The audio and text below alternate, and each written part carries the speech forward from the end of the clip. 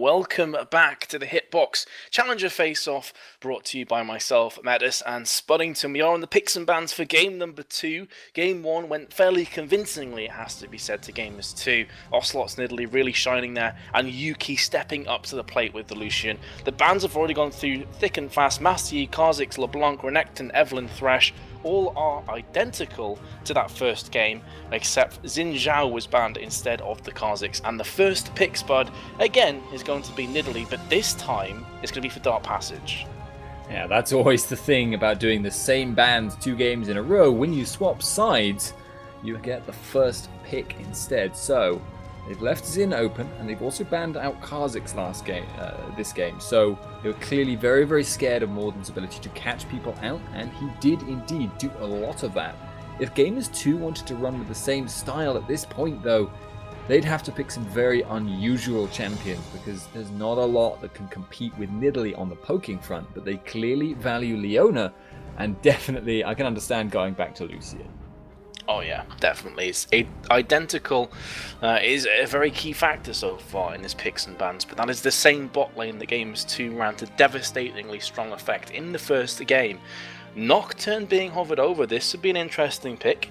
Of course, it is a very viable jungler, but just not one that we see a great deal of, and Noru is still yet to even hover over a champion, so potentially now they have just locked in the Rise again, but I don't know what to make of it. Fabulous didn't do a bad job on Rise, he just wasn't able to really excel in that game with all the lane switch-ups that happened. Yeah, getting picked off was another problem, and they have somewhat mitigated that by banning out Kha'Zix, but Leona is still a thing here, so Gamers2 are going to be very, very capable of getting picks. Although there is a thing, if they lock in Nocturne with that Rise, that gives them quite strong counter-ganking potential. That's typically what you run Nocturne for, is that if you have someone overextended who's squishy, who's an obvious target like Rise, and someone comes to gank them, you get Nocturne, you jump in from a very long way away, and so long as he's not focused down early, he can build a lot of damage, and because he's going for counter-gank, most people expend their cooldowns on the primary target that they ganked in the first place, so he can work really, really well in that environment. We'll see if Gamers2 now opt to go for something else, because Leona can still be used outside of picking compositions for, just general team fight engaging presence. So they're not locked into that, but certainly Dark Passage have shown their hand quite heavily. They have shown it fairly early as well, and that is going to allow Gamers2 to potentially go for the Irelia again, which we saw last game, and also Pantheon. Pantheon for me would be an interesting lock if it goes to jungle, because Nocturne is considered somewhat of a counter to Pantheon with his ultimate, and the fact that you can pretty much spell shield everything Pantheon throws at you, which it really does weaken him pretty significantly. However, of course it could be Pantheon in the mid lane for Ocelot, and he's the player that's locked that one in. Irelia also, incidentally, was locked to play against what I assume will be Fabulous at top. I'm not surprised to see Aurelia again. We've seen Gamers2 run that last game. We've seen them run it relatively recently, I believe, when they were doing very, very well in the LoL Pro League as well. Clearly a favourite of JWoww, and because Renekton is much weaker than he used to be, and because he's actually banned out this game, it's a much more viable pick in general. But I've got to say, Nocturne works pretty well against Pantheon too, so why would you go for that unless you were really, really looking at a split push poke composition? Because this is something that, a split push pick composition, because that's kind of the only thing Gamers2 have got going for them right now. They've got an okay team fight picked out, but Dark Passage are probably going to have as good or better, and they've got good duelists and a good, duo lane at bot lane that can end up winning out in that 2-on-2. So we'll see what their last pick is, but at the moment that's really all they've got going for them. Yep, they have 40 more seconds to decide what that last pick will be. Again, Ocelot could be playing Pantheon in mid, but more often than not you will see it running from the jungle, but everything will be answered here from Daoud as to what he picks. If it is a Fizz, which he's hovering over right now, that therefore would be Pantheon in the jungle. And a lot of burst damage. Again, we've seen Fizz ran by Ocelot in the last few days in the other tournaments that we've been casting, so would not be a huge surprise to me. And there we go, it has been locked in. So Pantheon jungle against Nocturne, bit of an interesting one. I would like to see how that one's going to work out. And the switches are coming about here, so there we go, finally switched over. I do really, really like the Nocturne pick in the end, because Gamers2 have almost picked themselves into making that as good as it could possibly be. The whole style that Gamers2 have gone here is split push and picks. Fizz, Irelia, Pantheon, Leona, all those characters work best in that environment. Lucian is just a general, very strong all-arounder and works pretty well here. But will Nocturne be able to? That's the question. It's going to be, he's a relatively slow starter, typically builds Feral Flare now as well, which takes a while to evolve from Wriggle's Lantern, so he spends a lot of the time farming. And if he's not able to exert enough pressure once he's got that level 6, Gamers2 could easily snowball away with the game. Yeah, definitely. We are hitting the delay though. This is the live client, so we're going to have 3 minutes of delays coming up. While you are on the break though, why not head over to Hitbox TV? You're going to need to create an account and then follow the stream so that you are notified every time we go live here.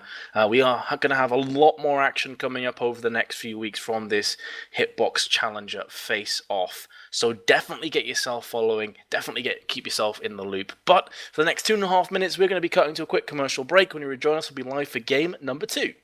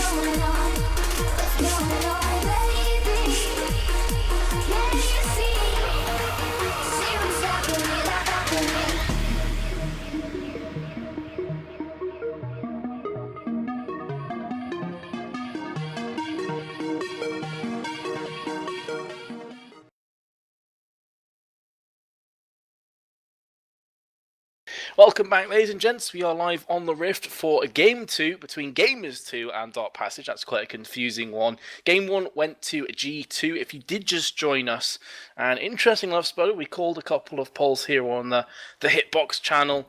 We asked you, who do you think will take first blood in the upcoming game? Dark Passage got 57.6% of the vote, so that's a pretty interesting one, especially considering that the first game was pretty one-sided against them.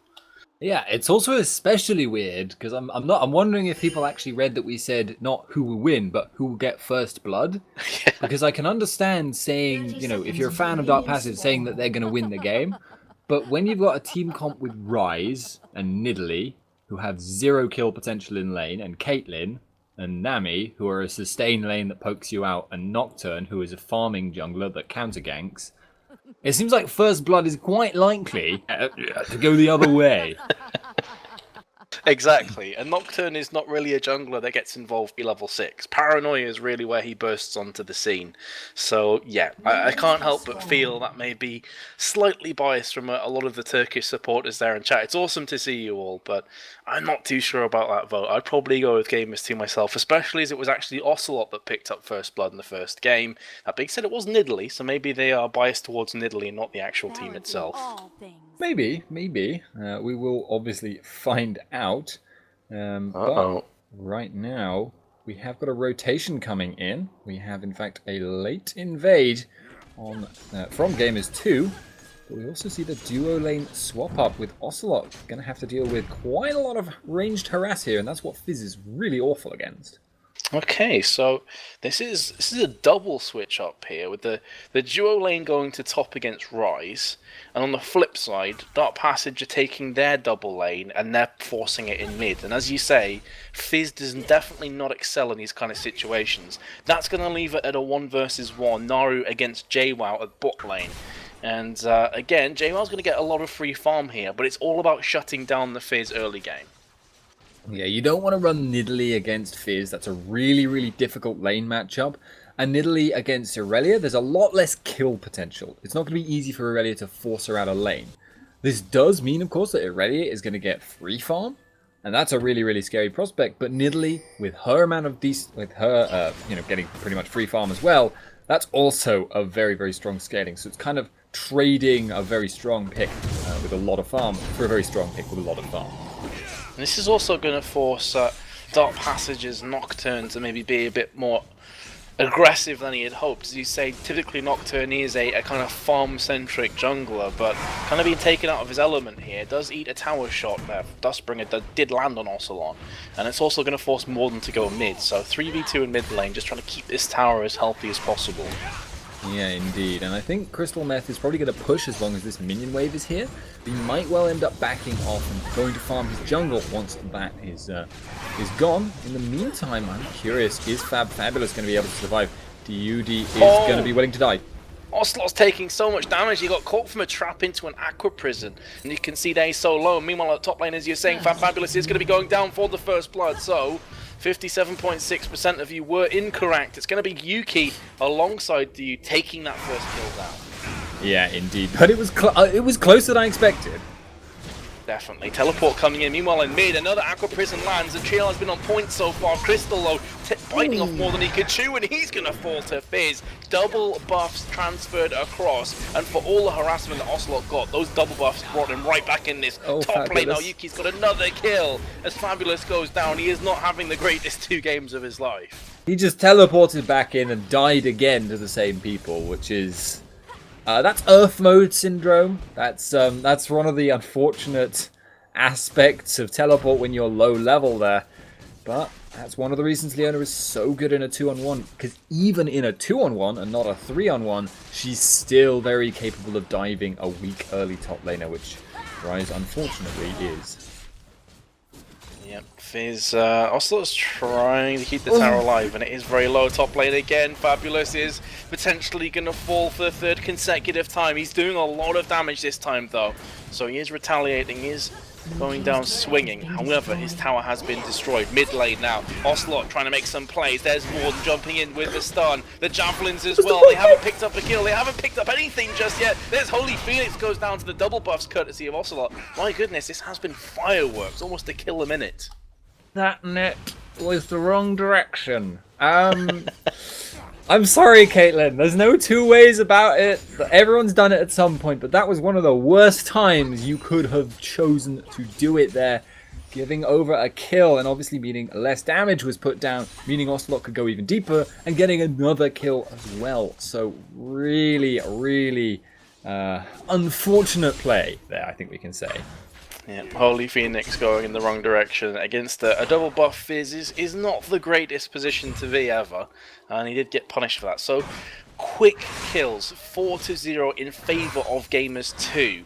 These lane switch-ups that were by and large instigated by Dark Passage. In fact, Crystal Meth could be going down courtesy of Yuki. My goodness, what is going on? They're pushing the self-destruct button. In fact, they're spamming it at this point. Dude's gone back in. Holy Phoenix is caught. He did get the Night Caliber net the right way this time, though. Had he done it the other way around, he would have been underneath the tower. That would have been really sad times. But he could be falling flashing from Yuki. Oh, God. And there goes Dude as well. This is going from bad to worse to absolutely brutal. And Triel will not go down, but does get forced out of lane. So the reason Dark Passage were pushing so hard for that mid tower is because they wanted to take it.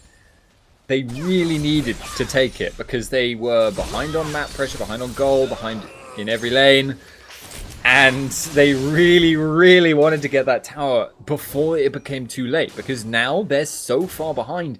That was like their last timing window. They're unlikely to be ever able to take that tower unless they can turtle in for like another 10 minutes or so, and that's not going to be easy. But this is so reminiscent from game 1. Holy Phoenix is taking a ton of damage from Yuki. Prism lands, but not able to follow up on that one. But this is so reminiscent for game 1. Yes, you've got Rise. Yes, you've got champions that excel the later you get into the game. But does it matter if you're 7-0 down after 7 minutes with both of the carries on 2-0 and 3-0 respectively? You're already starting to climb that Everest. And we're only 7.5 minutes through the game. Yeah, it's looking ugly, and there's also a Pantheon ult. There is Panthers coming down here to bot lane. They are looking for a kill on Naru. The Chum the Waters has landed. That's going to be a rip for Naru. He falls down, so everyone is chiming in with kills. And it's at this point, it's almost like Yuki and Ocelot have a bet to see who gets more kills. Yeah, I actually like this rotation here by Fabulous. He's coming into the mid lane because he knows JWoww is freezing that top. He knows he can't do anything up there. And they might be able to get the mid tower. But Dude is just too scary, and they can't even do it 2 versus 3. Has he been too aggressive though this time? He is going to get locked down, but he will not go down. As JWoww he got him! Yeah, there we go. Trail flashed in to get the last hit, so they do get that first kill on the board, but at the cost of 2 of their own players. Could turn into 3. Aqua Prison catches on Ocelot, who just flashed in, so a bit of egg on his face. But Triel, yeah, you're in enemy territory. To take, Triel. Yeah, you're going back towards the end of It's not a long-term plan. And this will not be the great escape. He dies. Unfortunate there. Again, a lot of kills going the way of Gamers2. This is snowballing absolutely out of control, because what we said in Champion Select was Gamers2 could run away with this game. They have sprinted like they are in the Olympics right now. They are miles and miles ahead, and they can crush out a game like this because Fizz can split push, Irelia can split push, the duo in mid lane will push really, really hard, and Pantheon can ult wherever they feel they can get a kill, which is in most of the places where kills could ever possibly happen, because everyone is miles ahead. Oh, now. Yeah. Well, he is going to back away. Spidey senses were tingling. And yeah, it's almost like Gamers2 have channeled it in a Usain Bolt, and they're just sprinting towards the finish line. JWoww's been kind of caught out of position, but at this point he's so strong, I wouldn't be too surprised if he turns this one back around. Instead, he will be running away. And they have to be careful, because Holy Phoenix is level 5. He has a Vampiric Scepter, and that's pretty much it. So JWoww could go super aggressive here. He's not going to. There is a bit of a risk. I mean, Fabulous was also heading up there, so in a 3-on-1 scenario, they probably could take down JWoww. Indeed, in a 1-on-1 scenario, maybe Rise can deal with Yuki. I'm a little bit doubtful, but maybe in a pure 1-on-1, he could do that. And Naru can continue to farm this out for now in the bottom lane. But it's going to be so hard for him to do anything to improve this situation. Nocturne coming in. Paranoia has been used. They're hungry for this second kill. Ocelot's taking so much damage right now. He jumps back in again. That will be the shutdown. 500 gold to Dark Passage. We did just call another poll. Who do you think will take first dragon? 62.7% of you said Gamers2. I think that's pretty accurate. Mid lane though, here comes Pantheon. They're hungry for more kills. Fabulous goes down, turning their attention onto Triel. He's going to fall as well. The question is who will pick up the kill in the end. It's going to be Morden. Gets his double kill. Lucian will be falling to the tower, however. And Morden may even be going back in for his third, and he picks up his triple deep behind enemy lines. Crystal has no mana remaining, and he is going to get aggressed on from Dude. Nice long range Zenith blade there will pick up the kill. Crystal just went one way, then he realized Pantheon was there, and then he was like, actually no, this may not end well for me. But having decided to go the way that Pantheon was, he'd sort of completely doomed himself. Oh, fabulous. He's alive. He's alive. He's alive. He's still alive. He's alive. Oh, he's still alive. That flash though was so close. It was pretty hit and miss for a few seconds. And the dragon hasn't been taken yet, so the chat could prove to be wrong. Triel, what are you doing? I have no idea what's going on here. Maybe try to bait this one out. Tidal Wave goes through. Meanwhile, Naru is going to fall though. Mid lane is where the action's kicking off now. Here comes JWoww, ace in the hole. Will just about take down Leona, who's super tanky at this stage of the game. So both the supports fall. Irelia did claim the second kill though, which is pretty important. And now, well, Holy Phoenix, very reminiscent of his duo buddy Triel, is behind enemy lines with... Well, he's going down the creek without a paddle, and he's got a big hole in the canoe right now. Well, Irelia just picked up a kill. I did not see that one coming. JWoww takes down the kill. Holy Phoenix is going to die to the minions and didn't get the execute either. Yeah, he was looking to delay, but I think that may have actually been just the minions that killed him there. That Ardent Blaze didn't hit him, so he couldn't survive. Couldn't lifesteal hard enough. Should have run more lifesteal quints. I'm actually a little curious what runes these guys were running, since obviously those were changed in the last patch, but I didn't think to check it before the game, so maybe we'll find out at some point later on. Ocelot finds himself a scary ghost from the bushes, so it's not going to scare him too much. And this is going to be the first dragon going down to Gamers2, so 62.7% of you were correct, as Yuki eats a javelin for his trolls. 3 spooky, 5 me. It does seem like, at the moment, Gamers2 don't really need to be scared of Nocturne. I mean, he did get that one kill in the bottom lane. It was a nice gank, but the fact was he was able to take advantage of the fact that Ocelot was tower diving solo against an Italy there. So it requires exceptional circumstances, I think we can say, in order for Dark Passage to do much at this stage. I would say, though, the gold lead, it's still massive, but it's slowed down in terms of growth.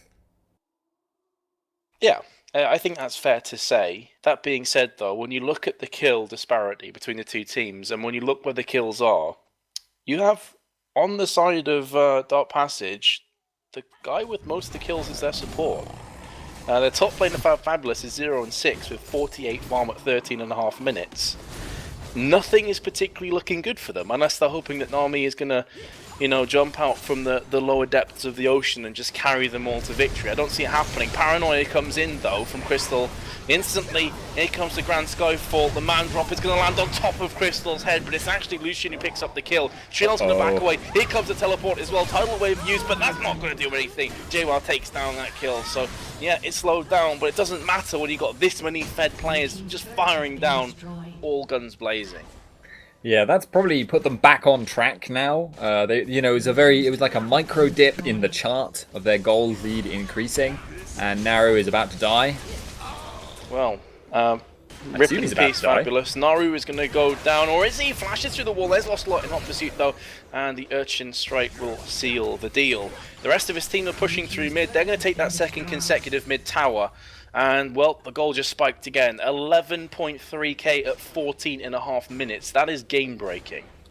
That truly is. There is not much that can be done given the situation. I think we can say that. You can't even surrender at this stage of the game, of course. So that is a problem for the strategy of Dark Passage. So I'm hopeful for next game. Maybe they might be able to try something else. I've got to say, I think Rise is really, really not working for them, because thus far, every time Gamers2 in the early game have been able to take excellent advantage of him, deny him a lot of farm, and then use Aurelia to kind of stave him off, even if he spends a lot of time catching up after that. And that's part of what's caused them to snowball against them this game, and part of what caused them to play a little bit less of a snowbally game last time, but still very much an advantaged game. Yep, because as soon as as soon as Rise is painting that, hold that thought, because surprise, surprise, more action at bot lane. Yuki is going to go on a killing spree. Teleport though coming in was cancelled. And he's like, abandon ship, abandon ship. I think that's pretty much exactly what was going through his mind. I'm not going to go down with the Titanic. Double kill for Yuki, 8-1. So yeah. Commence Operation Countergank. Abort, abort. Where's the ejection seat? I don't want any part of this anymore. The bottom secondary tower is going to fall as well to Dude and Yuki, and there's not a damn thing that Fabulous can do about it. There we go, has been finished off. I thought Yuki was trolling the owner there. Oh my goodness, the culling comes out. Fabulous is 0-8. Can they turn this one back around though? No, they can't. Relentless Pursuit and double buffed up will be enough, or will it? Tidal Wave comes in, there's a paranoia as well, maybe they can bounce back. Crystal picks up the first kill, here's Warden from the back. Is this going to be a Grand Sky fail though, because he's finding himself in a horrible position. However, he has picked up one kill, looking for that second, and he goes down. That was a 3-for-2 trade, and honestly, that's about as good as it gets with Dark Passage at this stage of the game. Yeah, it's a phenomenally good trade, all things considered, and it was basically predicated off the fact that Yuki and Diode, well, firstly, Diode tanked like 7 or 8 tower shots in a row, and then secondly, Yuki deliberately didn't finish off the tower, so Diode took even more tower shots. And then they were able to get the Tidal Wave at long range, the Nocturne coming in a 3-on-2 where they were like 1/3 health to start with, and then Morden jumped in and he got 1 kill, I guess, so it was worth. Well, yeah, I suppose it was, but at the same time, it's like, yay, they got a 2-for-3 trade, but they're not going to get objectives off it. They're still going to lose play thick and fast. I mean, Holy Phoenix had to just use his flash there because he was so scared of a hyper-fed Ocelot and Irelia. At least at Orianna there. That was a completely different champion. But regardless, it is looking very precarious, I think, is probably a kind word to say for Dark Passage here. Ocelot is taking negligible damage from Holy Phoenix, and a turn of a hat can just jump back on. Crystal's going to go down, shut down in as well, and double buffs for Yuki. It's okay, Crystal held on to his flash. He did. Top lane though, Ocelot and JWoww are jumping on Fabulous. He's going to fall. Holy Phoenix is doing no damage. I believe in you. Almost negative damage at this point, and double kill goes in for JWoww. At the 20-minute mark, I'm just going to go out on a limb here, Spud. You know, I know it's probably quite a scary thing to say, but surrender vote maybe? This FF20 would... I mean, if this was a solo queue game, people would have FF'd already, said push mid and just finish it, we're done here. But, yeah, it's really ugly, this, so far. You've got to say, this has got to be pretty demoralizing as well for Crystal and Co there. Last ditch effort, 4, maybe. 5. Yeah, let's see if they can pull off this 2v5. I would not doing badly. Yuki to make some plays here, though, to be honest. Dude is absorbing so much punishment right now, and this is allowing Yuki to pick up the first kill in this 2v5. He wants more. Ace in the hole comes out. It's not going to do enough damage. They do finally take that one down. And JWoww came in to pick up the pieces on Fab. So in a 2v5, they went 2-2. Not a legitimate 2v5. JWoww came in at the end, True. So, you know, it was merely a 3v5, which is frankly a poor showing. Yeah, you'd expect Yuki to basically pentakill 1v5 in that situation. You're just culling and they all fall over. Exactly. He does have pretty beefy items for this stage of the game. Last Whisper, Static Shiv, Bloodthirster is fairly terrifying when you consider Caitlyn has a Zeal and a pickaxe. That's quite a big difference. I don't know if you caught that there, but near the blue buff, there was a teleport started, then it was cancelled again. Fabulous decided he didn't actually want to go in for the 2v1. I think he's just trolling at this point. This game may not be destined for more than about, say, 25 seconds exactly left in it. Well, it could be like the boy who cried wolf, that he's constantly trying to say, I don't want to teleport, and then the one time they don't expect him to, he's going to fire on in and make some huge plays. That being said, as you say, is he going to have teleport up in the next 10 seconds? No. So he's probably not going to get to use it again. Just a guess. It's not looking great, I'll say that. You know, at this point, you've got to wonder, how long will it take? Or will they do it at all? Will they just be like men, menches among men, and just continue to take their punishment? Speaking of men, Fabulous just got rocked by Morden, who's now looking for that second kill on Triel, long range culling through the wall. Because bullets go through trees, ladies and gents. That is going to be a kill. There is the surrender. Double kill for Lucian to round things off. That's going to be 2-0 to Gamers2. It's not unheard of for a team to come back and win 3-2, but judging from these two performances from G2, I think it's going to be a pretty tough one for DP to pull back.